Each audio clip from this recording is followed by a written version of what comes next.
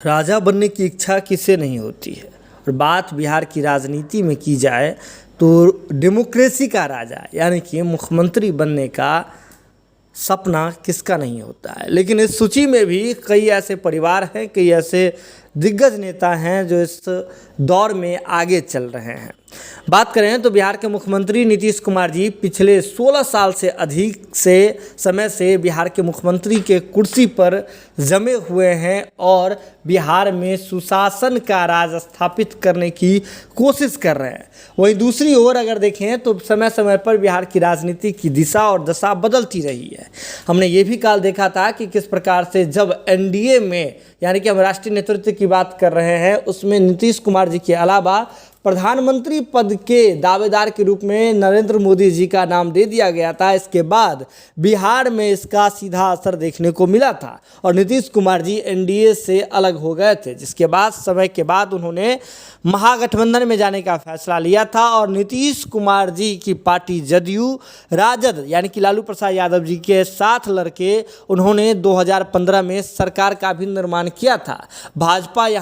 भाजपा को गच्चा खाना पड़ा था, भाजपा विपक्ष की पार्टी बनकर के रह गई थी बिहार में। लेकिन यह गठबंधन ज़्यादा दिन नहीं चला, 2 साल ही चल पाया और अंततः 2017 में एनडीए में वापस नीतीश कुमार जी का आगमन हो गया। लेकिन अगर हम देखें तो चच्चा भतीजा वाला जो कंसेप्ट है यानी कि नेता प्रतिपक्ष तेजस्वी यादव जी और नीतीश कुमार जी के बीच में कहासुनी तो चलती रहती है, लेकिन हमने ये भी देखा है कि कितना आत्मीयता दोनों के बीच में बरकरार रहता है। अगर समय के अनुसार देखें तो उप मुख्यमंत्री नेता प्रतिपक्ष तेजस्वी यादव जी पर अक्सर ये आरोप लगता रहता है कि वे नौवीं फेल हैं, तो ऐसे में उन्हें उप मुख्यमंत्री का जो है ताजपोशी करने वाले नीतीश कुमार जी ही थे। ये भी कहा जाता है राजनीतिक गलियारों में कि नीतीश कुमार जी ही हैं जिन्होंने नेता प्रतिपक्ष तेजस्वी यादव और तेज प्रताप यादव जी को राजनीति में जो है स्थापित किया। इसके बाद अब बात करें तो नीतीश कुमार जी जो बिहार के मुख्यमंत्री हैं वो चिराग पासवान की ताजपोशी करने वाले हैं।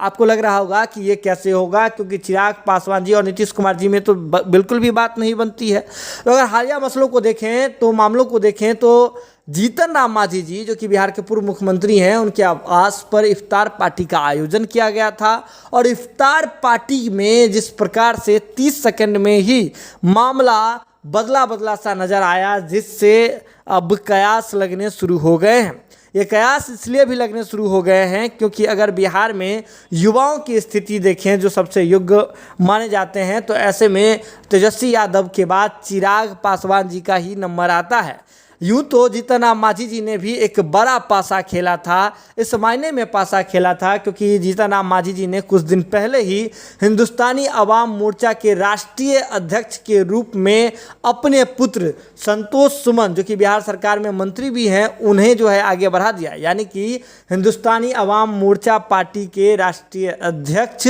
अब जो हैं जीतन राम मांझी जी के पुत्र डॉक्टर संतोष सुमन जो कि बिहार सरकार के मंत्री हैं वो हो गए हैं। यानी कि एक युवा के तौर पर जीतन राम मांझी जी उन्हें भी प्रोजेक्ट करना चाहते थे, लेकिन जब भाजपा की ओर से चिराग पासवान जी की ओर इंटरेस्ट नहीं लिया जा रहा है और ऐसे में चिराग पासवान जी को भौं दे देना, मांझी जी के सभा में जाकर के जहां तमाम लोग मौजूद हो, तो एक नया इशारा जन्म ले लेता है यहाँ से कि चिराग पासवान जी में अब नीतीश कुमार जी भी भविष्य खोजना शुरू कर चुके हैं। और कई राजनीतिक पंडित अब ये भी बताना शुरू कर चुके हैं कि चिराग पासवान जी जो हनुमान बनकर इतने दिन से भाजपा के थे, तो भाजपा ने उनकी एक नहीं सुनी, तो अब नीतीश कुमार जी ही हैं जो गेम चेंजर हो सकते हैं चिराग पासवान के लिए। और कहीं ना कहीं नीतीश कुमार जी ने इस दिशा में एक बड़ा इशारा कर दिया है। जुड़े रहिए आप पब्लिक पोल न्यूज़ के साथ,